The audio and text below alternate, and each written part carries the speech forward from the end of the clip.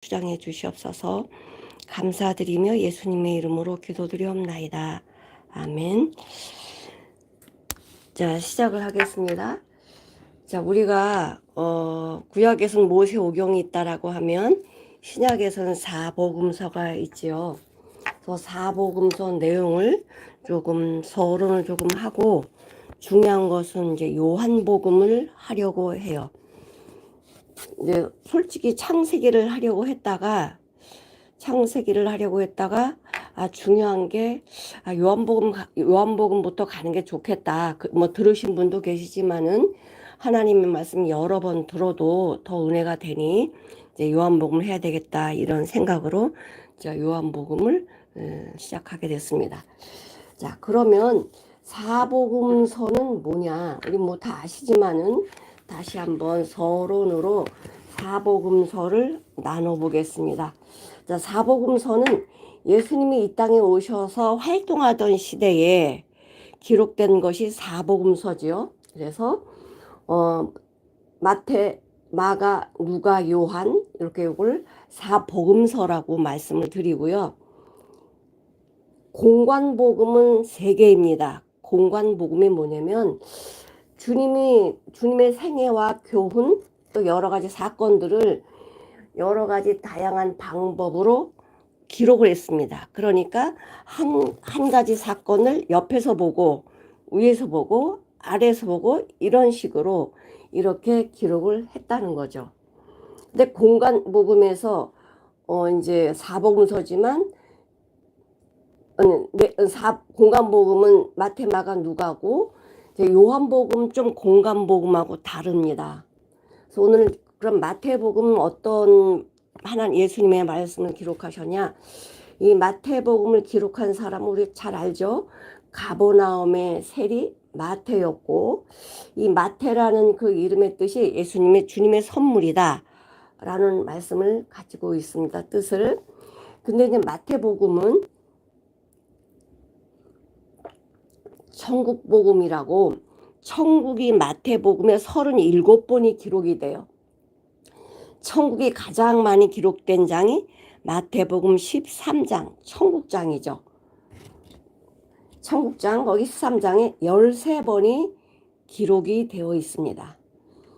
또 우리 마태복음에서는 왕으로 오신 예수님 우리 마태복음 1장 1절에 보면은 우리가 기록된 것처럼 아브라함과 다윗의 자손 예수 그리스도의 족보라 이렇게 기록이 되어 있지요. 그런 다음에 2장에 보면은 뭐라고 기록되어 있냐면 그 동방 박사들이 별을 보고 와서 이렇게 이야기합니다. 헤롯궁에 들어가서요. 참 이렇게 이야기하면 어떡하나. 헤롯궁에 와서 이래요. 헤롯 왕 때의 2장 1, 2절입니다. 헤롯 왕 때 예수께서 유대 베들레헴에 나심에 동방으로부터 박사들이 예루살렘에 이르러 말하되 유대인의 왕으로 나시니가 어디 계시뇨? 우리가 동방에서 그의 별을 보고 그에게 경배하러 왔노라 이렇게 얘기를 해요. 그래서 동방 박사들이 왕으로 오신 예수님 경배하려고 예루살렘에 와서 왕에게 이야기하면서 이제 좀 문제가 많이 커지죠. 자, 그래서 이 마태복음은 천국복음 또 예수님이 왕으로 오셨다 이렇게 기록이 되어 있고 유대인의 이 세리 마태는요 굉장히 이 마태복음을 아주 유대인들에게 잘 이해가 되도록 잘 서술했습니다. 성령님께서 그렇게 하셨지만 구약의 인용을 상당히 많이 했습니다. 왜 유대인들이 구약에 대해서 정통 박사들이잖아요. 그래서 구약을 많이 93회나 인용을 했습니다. 이 마태복음에서는. 근데 이제 마태복음은 이제 마가복음이 먼저 기록됐다라고 합니다. 그래서 마가복음에 기록이 된 걸 마가복음의 그 기록을 기초로 해서 마태복음을 이렇게 기록을 했다라고 했는데 이 마태복음의 체계적인 구성과 신학적 특징을 보면 우리 너무나 잘 아는 마태복음 5장의 산상순이라고 하죠. 심령이 가난한 자는 천국이 저희 것이며 라며 시작하면서 아주 세세한 그 말씀들이 기록되어 있습니다.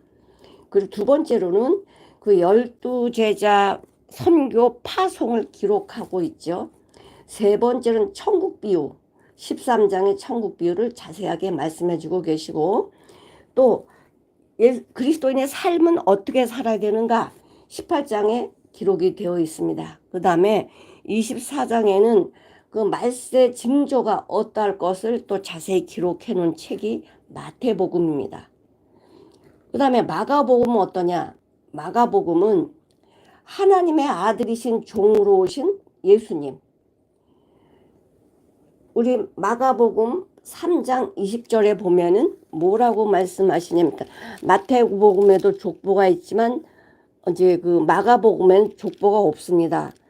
마가복음 1장 1절에 보면은 바로 뭐가 말씀이 되냐면, 하나님의 아들 예수 그리스도 복음의 시작이다.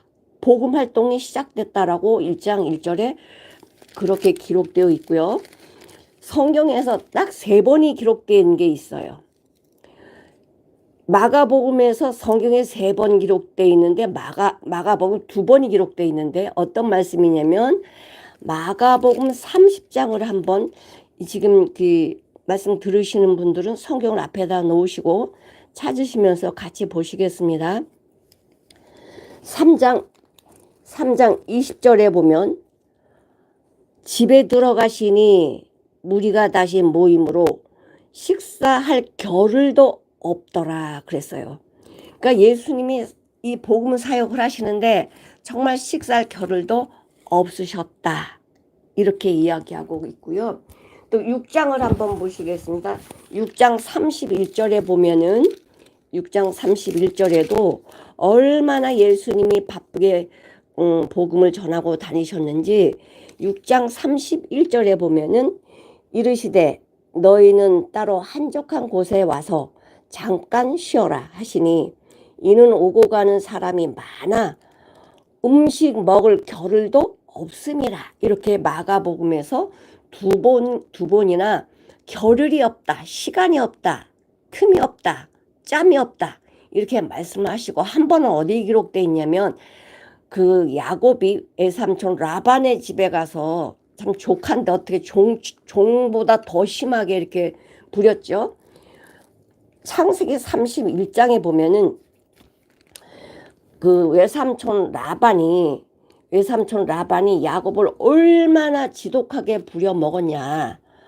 하여튼 뭐 손해라는 건 절대적으로 그냥 넘어가는 거 없죠. 다 받아내고, 뭐 양이든 뭐 소든 상처가 났거나 죽었으면 다 갚게 했고, 그렇게 조카를 눈코 뜰 새 없이 부려먹었다고 아주 야곱이 하소연을 합니다.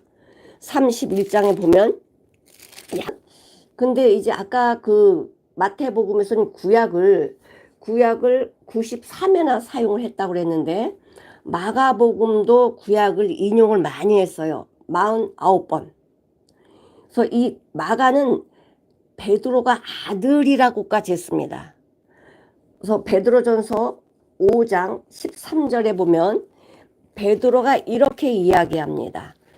베드로전서 5장 13절을 한번 찾아보실게요. 안 보고 하니까 이 감이 좀 잘 안 와가지고, 베드로전서 5장 13절. 저기 들으시는 분들도 읽어보셔요. 함께 택하심을 받은 바벨론에 있는 교회가 너에게 문안하고 내 아들 마가도 그리하느니라. 그래서 베드로가 마가를 아들처럼 그렇게 챙겼었나 봐요. 그러니까 이 마가가 베드로를 따라다니면서 그런 사육을 많이 받겠죠. 그래서 이 마가는 베드로가 순교하기까지 같이 다니다가 순교한 후에 이 마가복음을 기록했다라고 이렇게 말씀을 하고 계십니다. 근데 마가는 좀 이렇게 부유한 층이고요. 언어에 대해서도 굉장히 탁월했어요. 그래서 마가 같은 경우는 집도 부유했지만 그 언어에 탁월해서 뭐 히브리어든 아람어든 이렇게 사용하면 이거를 그 당시 헬라어로 번역을 해서 기록을 했어요. 그리고 그 이방인의 그 생활 습관, 그것을 로마식으로 이렇게 바꾸는 관습, 이것도 잘 알아서 그 시간도 로마법으로 이렇게 계산해서 뭐 밤을 4등분을 해서 3시경, 4시경, 이렇게 3경, 4경 이렇게 나누는 것을 우리가 볼 수가 있는데, 그래서 이방인의 생활상을 잘 알아서 로마인의 관습대로 많이 이렇게 마가복음을 기록을 했다는 것을 알 수가 있습니다. 또 누가복음은 우리가 잘 아는 것처럼 의사 누가죠. 이 누가는 이방입니다. 이방인 아시아계 헬라 의사인데, 이 사랑받는 누가라고 이렇게 말을 합니다. 골로새서 4장 14절에 그렇게 말씀을 하고 있고요. 이 누가는 드로아에서 바울을 만나가지고 같이 사역을 하기 시작해요. 그래서 바울은 몸이 아픈 사람이잖아요. 그래서 바울을 이렇게 치료해 주면서 또 바울의 하나님의 말씀을 또 듣게 되면서 굉장히 자세하게 또 누가복음을 기록을 하게 되는데, 이 누가는 그 바울이 순교하기, 아까는 마가는 베드로가 순교하기까지 같이 따라다니면서 이제 그 모든 것을 받겠죠. 그래서 이제 기록을 했고, 누가는 바울을 따라다니면서 언제까지 순교할 때까지 동역을 같이 했던 사람이 누가입니다. 또 사도행전 저자이기도 하죠. 역사서인 사도행전 저자이기도 하고, 또 사도행전 우리는 성령행전, 또 누가복음을 성령복음 이렇게 말하기도 하는데, 가이사라 그쪽에서 가이사라에서 기록했다라는 추정이 있습니다. 자, 그리고 특징은 뭐냐? 이방인 전도. 이 누가가 이방인이었으니까 이방인한테 관심이 많았겠죠.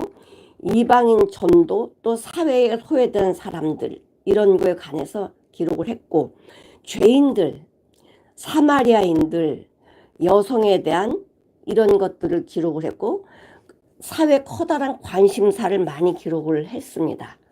그래서 누가복음은 그러니까 한 70년 전에, 그러니까 예루살렘 성이 무너지기 전에, 멸망하기 전에 70년 전에 이 마태, 마가, 누가복음은 기록이 되었습니다. 자, 그리고 이제 오늘은 이제 요한복음을 좀 볼 건데, 요한복음은 사도 요한이 저자이지요. 예수님의 사랑받는 제자 사도 요한인데, 그 사도 요한이 예수님이 십자가 돌아가실 전에 부탁을 합니다.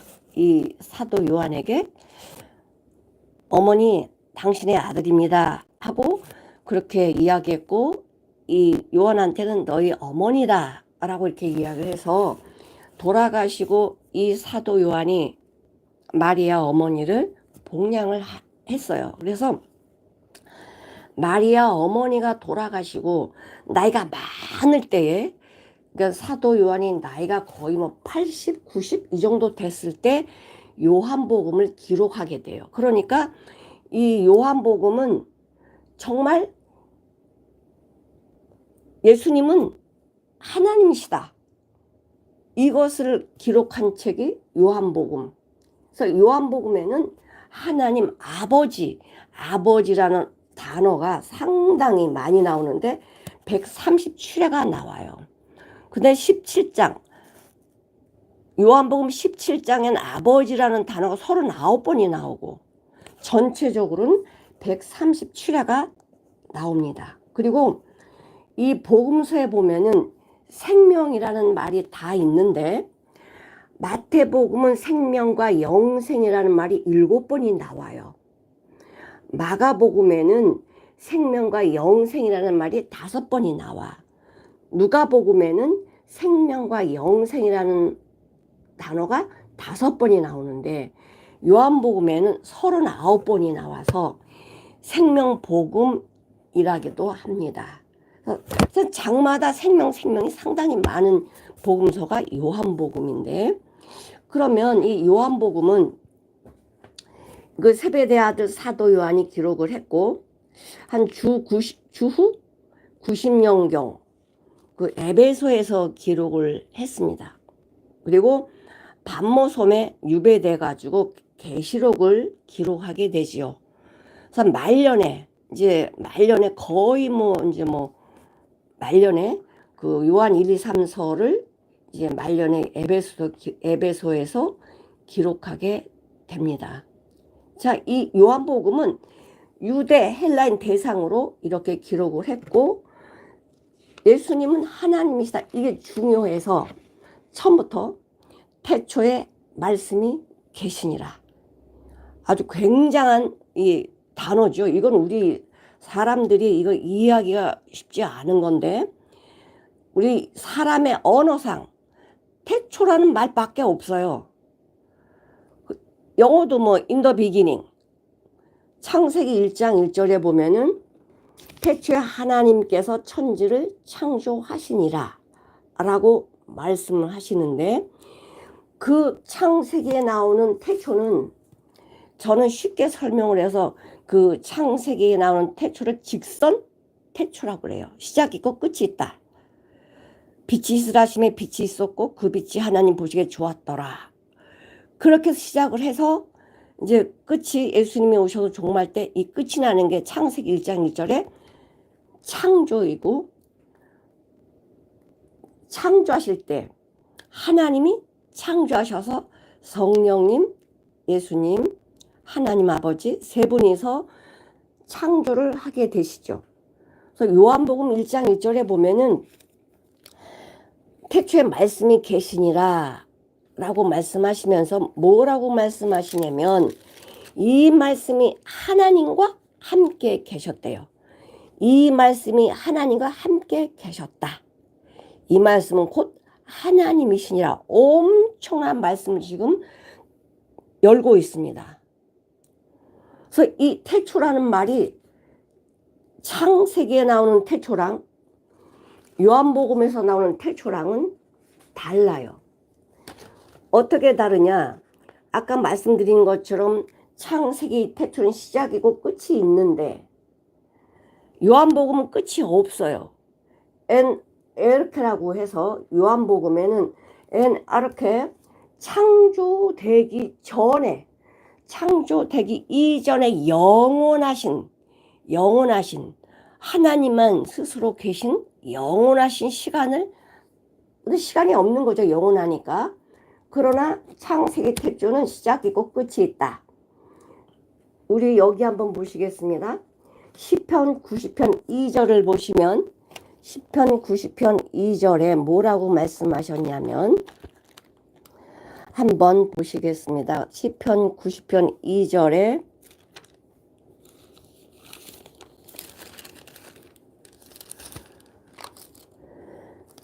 읽으셔요, 같이.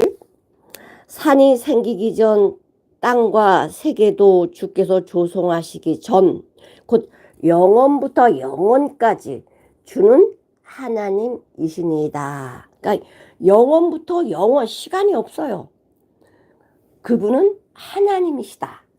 이렇게 말씀해 주고 계시고, 출애굽기 3장 14절에는 여호와는 스스로 있는 자다 라고 이렇게 말씀해 주고 계시고, 히브리서 7장 3절을 한번 보시겠습니다. 히브리서 7장 3절.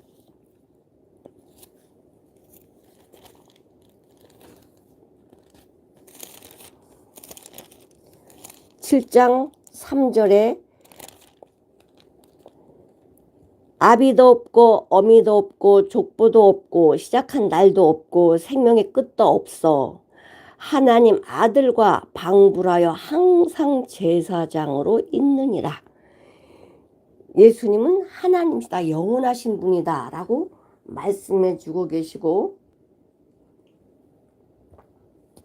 요한복음 17장 5절에 한번 보실게요. 요한복음 17장 5절. 저랑 요한복음 하신 분들은 17장이 어떤 장인지 아시죠? 예수님의 유언장, 유언기도 17장 5절을 한번 보시겠습니다. 같이 한번 읽어보실게요. 17장 5절. 아버지여, 창세전에 내가 아버지와 함께 계셨던 영화로서 지금도 아버지와 함께 나를 영화롭게 하옵소서.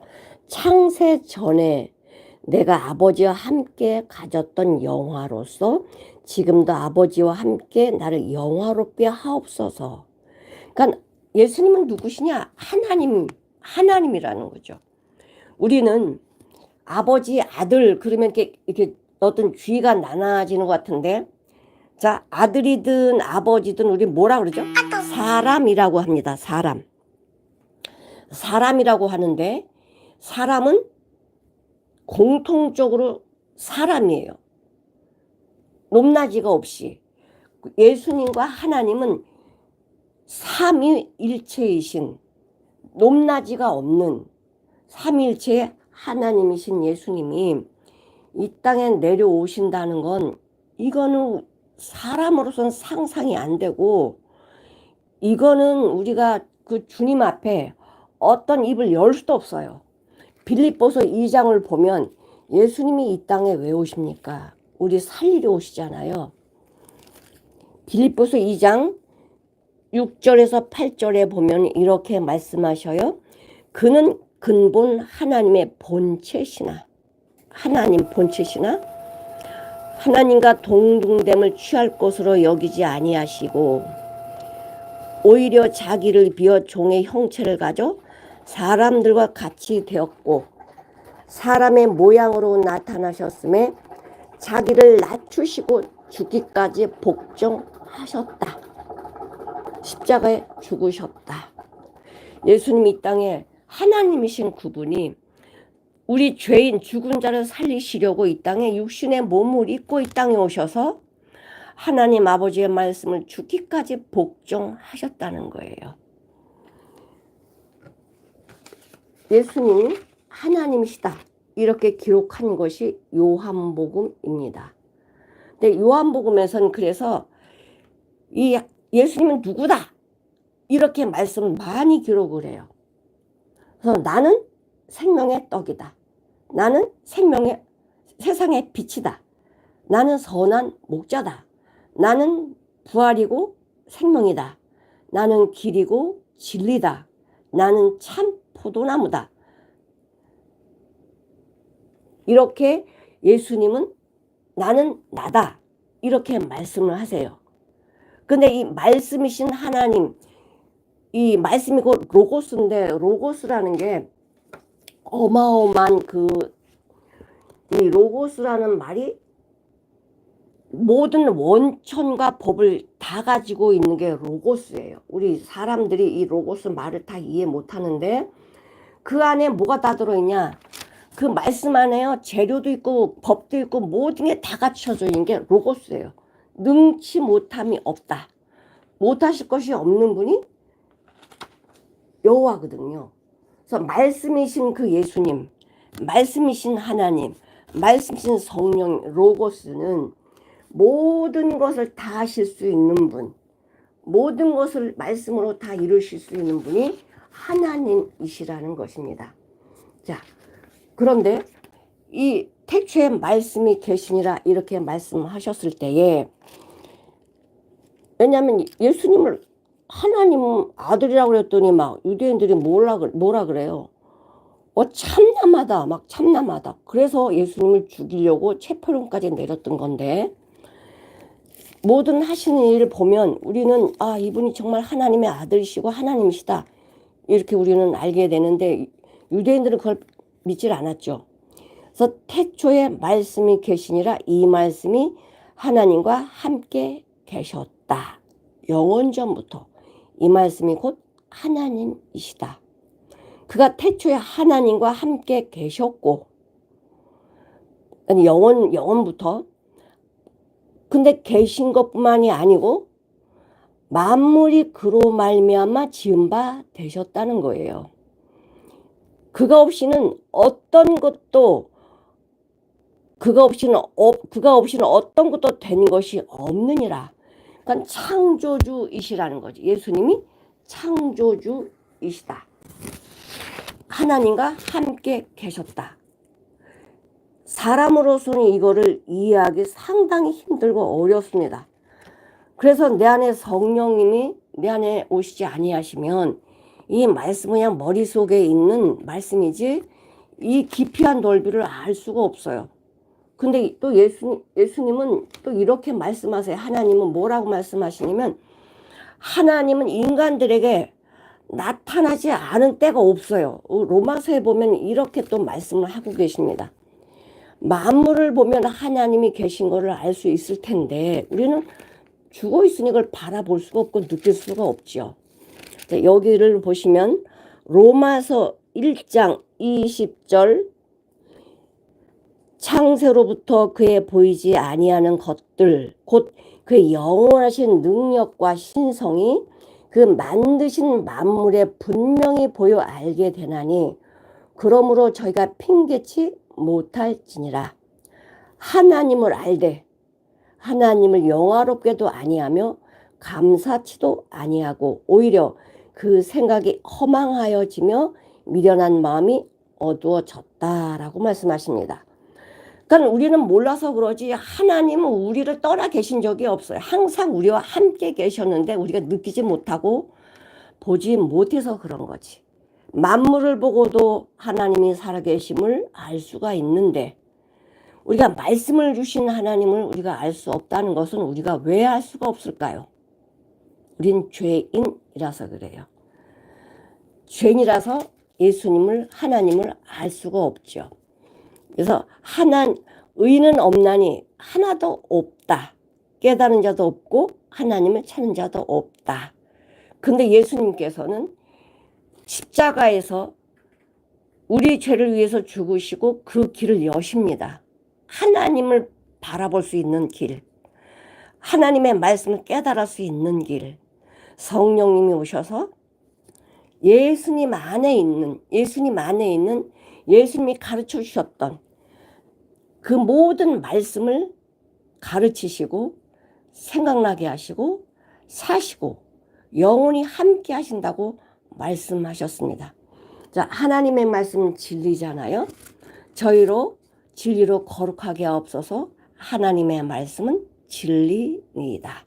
하나님 말씀 그대로 다 이루어질 건데 어떻게 우리 이성으로는 하나님의 말씀을 내 생각으로 믿어지면 믿는 것 같고 안 믿어지면 안 되는 것 같고 근데 우리 이성으로 하나님의 말씀을 도저히 믿을 수 없습니다.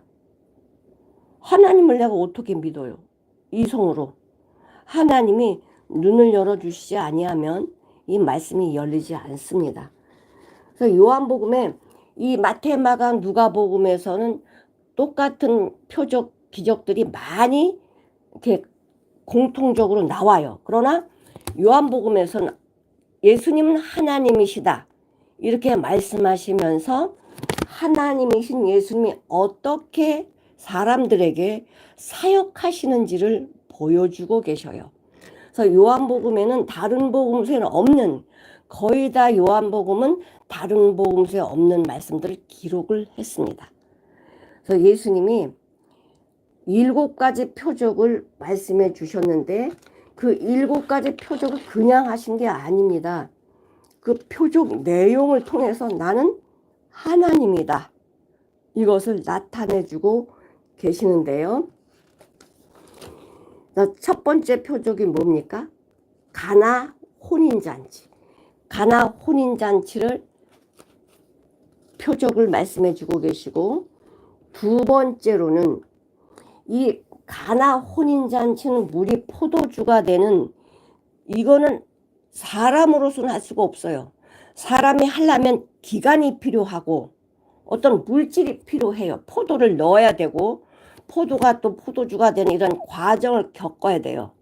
그래서 사람이 포도주를 만들려면 시간이 필요하고 그 물질이 필요한데 예수님은 시간과 물질을 초월하셨어요. 그냥 물로 포도주를 만드신 신만이 하실 수 있는 이 표적을 보여주신 거예요. 이걸 왜 보여주셨을까? 이제 나중에 자세히 하면서 알려드리겠습니다. 두 번째는 죽은 아들, 그 당시에 이제 그 갈릴리 베레아에 이제 분봉왕 헤롯 안디바의 그 신하가 있었어요. 그 신하 아들이 죽을 병에 걸려서 이제 예수님을 찾아왔죠. 아들 살려달라고. 그랬더니 예수님 뭐라 그래요? 가라, 네 아들이 살았다. 같이 가지 않습니다. 거리상, 시간상, 공간상 이것을 전부 초월하시는 신이시죠. 진짜 말씀대로 그 아들이 살아났어요. 제7시에 1시에. 그럼 예수님은 인간이 상상할 수 없는 공간, 시간 모든 것을 초월하시는 하나님이시죠. 세 번째로는 어떤 표적을 우리에게 보여주셨냐면 베데스다 목가에 38년 된 병자가 있었습니다. 근데 38년이라는 이 시간을 초월하셔요. 일어나라. 네 자리를 들고 걸어가라. 시간을 초월하시는 엄청난 표적을 보여주셨죠. 자, 오늘은 이게 단편적으로 말씀을 드리고 나중에 세부적으로 이렇게 말씀을 드리겠습니다. 네 번째로는 오병이어의 표적을 보여주세요. 기적과 표적은 다른데 표적은 사인입니다. 사인. 그 사인을 보면 이거구나. 우리 고속도로를 타면은 그 표지판이 있잖아요. 표지판에 보면은 이렇게 유턴하라고는 유턴 표시가 있어요. 사인이죠. 우회전하라면 우회전 표시가 있습니다. 그건 사인이잖아요. 이 하나님의 말씀의 이 표적 사인은 하나님이 하시는 일이에요. 하나님이 하시는 일. 이 사인은 마귀는 못해요. 마귀는 할 수 없어요. 기적은 마귀도 할 수 있어요. 그러나 표적은 하나님만 하시는 거예요. 네 번째는 오병이어의 표적이죠.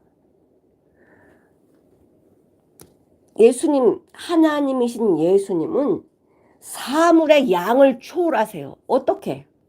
그 조그만 그 보리떡 5개로 거의 2만 명이나 되는 사람들이 먹고 12바구니가 남는 이 물질의 초월, 하나님만 하시는 거죠. 하나님만. 아니, 이 성경 기록된 게 이게 진짜가 아닐까? 그러면요 많은 사람들이 난리가 났겠지. 가짜를 기록했다라고. 근데 아무도 그거에 대한 반박을 못합니다. 왜? 증인들이 다 있잖아요. 먹은 사람들이 다 있잖아요. 먹은 사람들이. 2만 명이라는 사람들이 먹은 사람이 있는데 이거 가짜야. 이게 말 못하는 거예요. 다 보고 만져봤고 들었기 때문에 이 말씀은 진짜다. 누구도 반박을 못하는 거죠. 그 다음에 5번째는 물 위로 걸으심인데 이런 표적, 오병이의 표적을 하시고 예수님을 임금 삼아야 돼. 그래서 이스라엘 백성들이 예수님 임금을 삼아야 돼. 막 예수님을 자꾸 우리의 왕이 돼주세요. 임금이 돼주세요. 그랬더니 예수님은 그걸 피하시잖아요. 혼자 피하시고 이제 제자들은 이제 나중에 예수님을 찾으러 갑니다. 근데 예수님을 찾으러 가는데 엄청난 풍랑이 일어요. 풍랑. 예수님을 바라보지 못한 제자들은 우리는 이제 죽었다. 우리는 죽었다. 이렇게 마음이 굉장히 두려웠고 무서웠겠죠. 근데 우리가 죽을 상황이 되면 죽지도 않지만 주님이 벌써 아시고 아까 그랬잖아요. 시간과 공간을 초월하신 하나님이시라고. 근데 예수님이 어디 계시든지 고난받는 제자들, 고난받는 우리를 모르시겠어요? 바로 오시죠. 바로 오셔서 오시지 않아도 해결할 수 있어요. 그냥 말씀으로 잔잔하라 하면 돼요. 근데 제자들이 없는 상태에서 잔잔하라 그러면 이제 잔잔해졌네? 제자를 그렇게 할 거야, 아니에요. 근데 예수님이 바다 위를 걸어오십니다. 바다 위를 걸어오시는데 제자들이 막 죽음에서 좀 공포에 떨고 있는데 더 무섭게 바다 저쪽에서 누가 오고 있어? 하얀 옷을 입은 사람이 오는 거예요. 예수님이 걸어오시겠구나. 이건 누구도 생각을 못했습니다. 유령이다, 유령. 다 놀랬죠. 그랬더니 예수님 뭐라 하십니까? 내니 두려워 말라라고 말씀하세요. 무리를 걸으셨다는 거는 자연 법칙, 하나님이 자연계를 돌리고 계시는데 하나님은 자연 법칙도 초월하신 분이시다. 그런 분 앞에 그런 분이 말씀하신 이 성경을 우리가 어떻게 안 믿어요? 어떻게 의심을 해요? 그 의심하는 자체가 진짜 하나님의 말씀을 의심하는 그 자체가 뭐예요? 하나님 안 믿는 거죠. 그냥 인간의 육신의 몸을 입고 오신 예수님이 아니시잖아. 죽은 나를 살리시려고, 죄인인 나를 살리시려고 오셨는데 안 믿으니까 이런 표적 저런 표적 다 보여주시잖아요. 여섯 번째 표적은 실로암 눈먼 자를 고치시는 표적입니다. 자, 이 눈먼 사람 날 때부터 소경된 이 사람은 운명적으로 뭐예요? 거린이에요. 구걸해서 먹고 살아요. 근데 예수님은 그 거린인 눈먼 소경의 인생을 바꿔줘. 운명을 초월하시는 예수님. 우리 지금 상태가, 지금 내 환경이, 내가 이렇다 걱정하지 마세요. 우리 운명을, 우리 인생을 바꿔주신 분이 예수님이세요. 제자들 보십시오. 고기 잡는 어부였잖아요. 근데 전부 뭐가 되죠? 사도가 되게 하셔요. 주님 만나니까 운명이 바뀌어져요. 물질적인 일을 했었는데 이제 영원하신 하나님의 일을 할 수 있는 그런 사명을 주셨고 그런 능력을 허락하셨어요. 누구에게? 믿는 자에게. 자, 이제 마지막으로 7번째 표적인데 일곱 번째 표적은 나사로를 살리셨어요. 죽은 지 나흘이나 돼가지고 이 모든 살이 썩고 냄새 난다고 그 사람들이 다 입으로 말했잖아요. 아이 죽어 썩어서 냄새 나는데 어떻게 살리겠냐고. 그러기 전에 오셔서 살리셔야지. 그렇게 얘기했는데요. 예수님은 정말 클라이막스 마지막 7번째 표적. 이 땅에서는 이제는 모든 걸 다 완성하신 표적이에요. 사람 아무도 안 믿었잖아요. 죽음을 초월하시는 표적. 죽음에서 생명으로 옮기시는 이 엄청난 표적을 많은 사람들이 보고 믿었다고 그랬어요. 그래서 요한복음에는 예수님은 하나님이시다. 하나님과 동등된 분이시다. 유대인들은 믿지 않았죠. 네가 어떻게 하나님이야. 막 참남하다 너. 그러면서 그래서 죽음에 가게 된 건데 예수님을 하나님을 데오스라고 하잖아요. 예수님을 데오스, 성령님을 데오스 이렇게 말씀을 하셔요. 그래서 예수님은 하나님이시다. 성령님은 하나님이시다.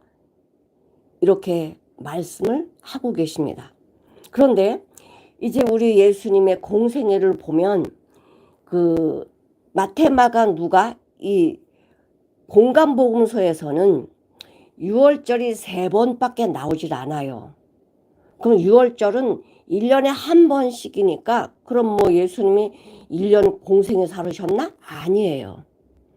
요한복음에서는 6월절이 3번, 정확하게 3번 이상이 나와요. 그러니까 3년 반 공생애를 했다라는 게 이제 그 추측이 되는 거죠.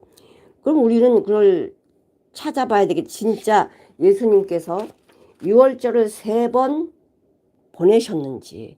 마태, 마가, 누가는 예수님이 돌아가실 때, 십자가에 돌아가실 때 유월절 때 돌아가셨다고 세 복음서는 거기 기록이 되어 있고, 요한복음은 2장에 보시면, 2장에 요한복음 2장에 보시면 기록이 되어 있는데, 어떻게 기록되어 있냐. 2장은 가나 혼인잔치 표적인데, 요한복음에서만 정확하게 1년 3번 유월절이 나와요.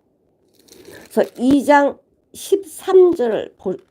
13절을 보시면 뭐라고 말씀하시냐면, 2장 13절에 유대인의 유월절이 가까운지라, 유대인의 유월절이 가까운지라 예수께서 예루살렘으로 올라가시더니, 첫 번째 유월절이에요. 예수님이 30세에 사역을 하기 시작했습니다. 누가복음 3장 23절에 보면 예수님이 30세에 사역한 것이 기록되어 있어요. 자, 그 다음에 어디 보시냐면 요한복음 6장 4절을 한번 보시겠습니다. 6장 4절. 이제 1년이 지났습니다. 지나고 6장 4절에 보니까 마침 유대인의 명절인 유월절이 가까운지라. 그러니까 유월절은요, 온 이스라엘 백성들이 예루살렘으로 모이는 때예요. 그래서 7일간 이 명절을 지키는데 많은 무리들이 모였는데 먹을 게 없잖아요. 그래서 오병의 표적을 나타내시는 것이 이제 두 번째 표적에서 이제 그 오병이의 표적을 나타내십니다. 그 다음에 또 한 번의 유월절은 어디냐? 요한복음 11장을 보시겠습니다. 요한복음 11장. 요한복음 11장 55절을 한번 보시겠습니다. 요한복음 11장 55절. 유대인의 명절이 가까움에, 아직은 유월절이 아니에요. 유월절이 가까움에라고 말씀하세요. 이제 요 세 번째 유월절을 맞이하실 때 예수님이 십자가에 돌아가십니다. 그래서 유대 명절이 가까웠다라고 하고, 12장 1절에 보니까 뭐라고 말씀하시냐면 유월절 엿새 전에, 그러니까 예수님이 십자가에 돌아가시기 엿새 전에 예수님께서 베다니에 이르셨는데, 거기서 이제 그 나사로가 살아가지고 잔치를 열잖아요. 막 음식 만들어 놓고 막 이렇게 잔치를 열 때 많은 사람들이 와서 그 살아난 나사로를 구경하러 많이들 왔어요. 자, 그럴 때 이 마리아가 진짜 오라비 살려주고 얼마나 이 세상에 뭐가 보배겠어요. 아니, 자기 오라비가 살아나는데 뭐가 아깝겠어. 아예 그 자기 평생 내 재산, 이 향유, 이걸로 이제 결혼 자금이거든. 300데나리온이란 이 엄청 비싼 향유, 가장 값진 이 향유 옥합을 깹니다. 열면 좀 반쯤 남기고 그 반 팔 수 있잖아요. 깨버리면 남길 수가 없어요. 다 깨서 예수님의 몸에다 붓습니다. 그리고는 뭐 한다고요? 마리아의 머리털로 그 향유를 닦습니다. 그래서 뭐라 그래요, 예수님이? 제자들이 막, 이거 팔아가지고 가난한 사람 돕지 왜 이렇게 하냐, 낭비하냐고 막 그랬을 때 예수님 뭐라 그래요? 마태복음에 보면 예수님 아시죠? 저 제자들이, 그러니까 가룟 유다가 주동자였겠지만 저는 도적이라 이제 그걸 훔쳐가려고 얘기하는 거다라고 말씀하시는데, 예수님은 뭐라 그랬냐면요, 이 마리아가 향유 분 것이 예수님의 장사를 준비했다. 근데 그 예수님이 돌아가실 걸 어떻게 알아요, 마리아가? 정말 사모하고 사랑하면요, 마음이 어떻게 나도 모르게 그렇게 끌려가게 되어 있어요. 그럼 어떻게 내 마음을 알지? 통한다니까요. 그래서 26장에 보면 마태복음 26장에 보면은 이렇게 말씀하세요. 그 13절에 내가 진실로 너에게 이르노니 온 천하에 어디서든지 이 복음, 어떤 복음, 마리아가 향유 부은 이 내 장사를 위해서 예비한 이 향유 부음이, 이 복음이 전파되는 곳에는 이 여자의 행한 일도 말하여 저를 기념하리라. 그건 마리아 엄청난 믿음이죠. 예수님의 죽음을 미리 준비했다는 거. 향유를 다 부어서 예수님의 죽음을 준비했다. 그러니까 예수님은 이 모든 상황을 이제 사도 요한이 마리아를 통해서 또 직접 예수님하고 같이 이제 사역하면서 이 배운 것들을, 이 사도 요한은 거의 나이가 많아서 요한복음이 80에서 90, AD 80에서 90, 그러니까 요한의 나이도 그 정도 됐을 거예요. 그 정도 됐을 때 그 마리아 어머니가 돌아가시고 사도 요한이 이제는 이 요한복음을 기록을 하게 되죠. 그래서 6월절이 요한복음에서는 3번이 기록되어 있기 때문에 예수님이 6월절 시작 그때 이렇게 사역을 시작한 게 아니죠. 그 전에 사역을 했기 때문에 3년 반, 공생의 3년 반 이렇게 말하고 있습니다. 자, 오늘은 이 서론만 이렇게 말씀을 해드렸고요. 다음에는 이제 요한복음을 자세히 그 안에 예수님이 어떤 의미를 갖고 있는지 이 말씀에 대한 그것을 나누기로 하겠습니다.